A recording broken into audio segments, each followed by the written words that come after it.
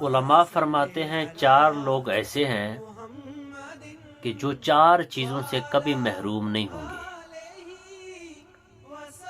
فرمایا پہلا شخص جو اللہ کی نعمتوں کا شکر ادا کرے وہ اللہ کی نعمتوں سے کبھی محروم نہیں ہوگا۔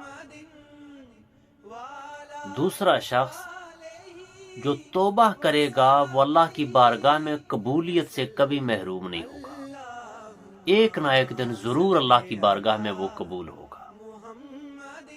اور تیسرا شخص فرمایا جو استخارہ کرے گا وہ ہمیشہ بھلائی تک پہنچے گا، وہ بھلائی سے کبھی محروم نہیں ہوگا۔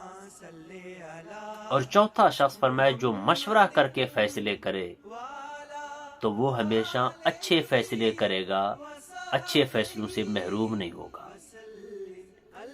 تو گویا کہ اپنی زندگی میں اگر ہم شکر گزاری کو لے کے آئیں تو انشاءاللہ اللہ کی نعمتیں ہمارے پاس برقرار رہیں گی۔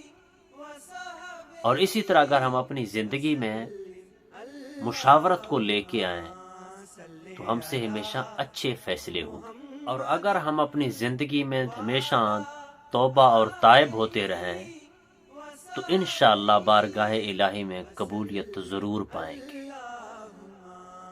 اور بالکل اسی طرح اگر ہم استخارے سے کام لیں گے تو ہم ہمیشہ انشاءاللہ خیر تک ہی پہنچتے رہیں گے۔